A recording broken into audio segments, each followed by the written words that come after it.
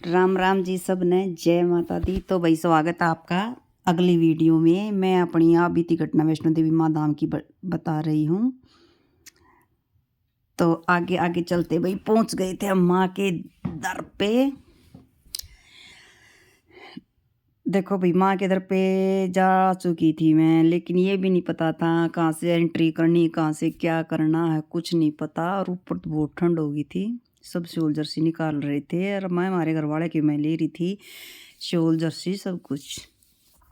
जय माता दी। देखो माँ का धाम यहाँ से दिख रहा था,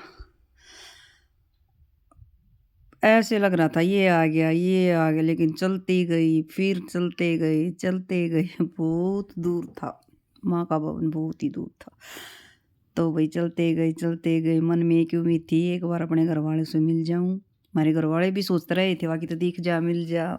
देखो मेरे तो ज़्यादा तो दुखी वे हो रहे होंगे भाई जितनी मैं हो रही थी, लेकिन मैं फिर भी अपनी मस्ती में चल रही थी। माँ का विश्वास था माँ पे, अगर भाई माँ साथ में है, जगत जननी माँ साथ में है तो भाई किसी के सहारे की ज़रूरत नहीं है, अपने आप मिलवा देगी माँ। तो भाई मैं पहुँच गई वहाँ पे माँ के धाम पे। पहुँचते ही अब ये नहीं पता किधर जाना किधर नहीं, तो कुछ भैया प्रसाद ले रहे थे काश, मैंने सोचा चलिए जल्दी से प्रसाद तो ले ली, नहीं के साथ चलना, ये चल तो रहे हैं। तो भाई मैंने प्रसाद ले लिया, फिर मैंने मतलब लास्ट में जहाँ पे माँ के धाम की फ़ोटो क्लिक करी ना, जहाँ से माँ का धाम बहुत अच्छे से दिख रहा था, बिल्कुल वहाँ मतलब ऊपर जहाँ से लाइन में लगते हैं। तो एकदम जिससे मेरी बुआ जी ने मतलब जो काका थे साथ में उनने देखी, उनने भी किस वजह से देखी, मैं फ़ोटो उतार रही थी वहाँ पे। अगर मैं वो फ़ोटो नहीं उतारती तो इतनी भीड़ में वो मेरे को पहचान भी नहीं पाते। और एक दूसरी भाई माँ काल की टी शर्ट पहन रखी थी मैंने भोले बाबा की, उसकी वजह से उन्होंने मेरे को पहचान लिया। फिर मेरी बुआ ने जोर तो आवाज़ लगाई, मैं मेरी आवाज़ लगाते इतनी खुश हो गई, मैं कहा माँ ने मिलवा तो दी हमारे घर के। और हमारे घर वाले भी बहुत ही मतलब भावुक से हो गए। मेरी बुआ तो फिर कहने लगी बेटा मैं तो बार बार बस ही आई कौन थी कि एक बार माँ मेरी भतीजी ने एक बार दिखा दे, मतलब एक मिलवा दे। मिल गई मैं उनने, फिर बहुत खुशी हुई भाई, मैंने उनका सारा सामान दे दिया, जर्सी वगैरह शॉल थे जो भी। और वो मतलब वही दर्शन करके आ चुके थे। फिर एक बड़ी प्रॉब्लम आ गई, ये मेरी माँ कहने लगी बेटी अड़े तो याद जोड़ ले कि मतलब सारी माता रानी की जगह है, यो भी माता का धाम है। मैं ना इतनी दूर आई, इतने ऊपर चढ़ी, थर तभी छिड़ी हुई और फिर माँ के दर्शन भी ना हुए। देखो मैं तो भाई दर्शन करके जरूर आऊँगी, और मैं मतलब कुछ भाई वो कहा करे विश्वास लगा लो या कुछ भाई माँ के लिए लेकर आई थी मैं, तो देखो माँ के धाम पर जरूर चढ़ा कर आऊँगी, मैं तो जाऊँगी।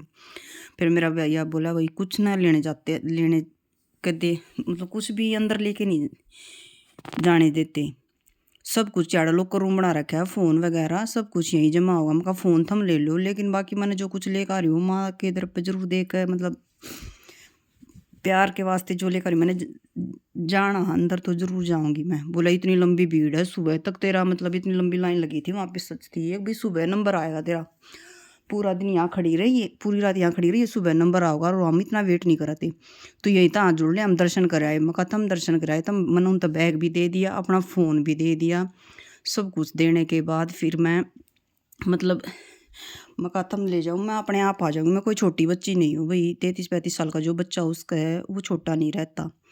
पर वाह बात अगर वाला क्या कहता हम बच्चे रवाए हर फिर एक नन्नू मेरा भाई इतनी क्या अगर वो मतलब तेज तरार है नहीं कि तरह लग जाएगी, इतना वो है। मैं बोली मैं फिर भैरव बाबा भी जाऊँगी, बोले हम नहीं जाएंगे भैरव बाबा पे, अब भाई लेट हो रही है, रात बहुत हो चुकी है और सुबह तक यहाँ इंतज़ार नहीं करते। मेरा नहीं, मेरे तो फिर मन में क्या है, मैं तुम सामान पकड़ो मैं यहाँ गई और अपने आप आ जाऊँगी, अगर रुकना तो 1 घंटा रुक जाइयो, मैं 1 घंटे में आ भी लूँगी। और रियलिटी थी है।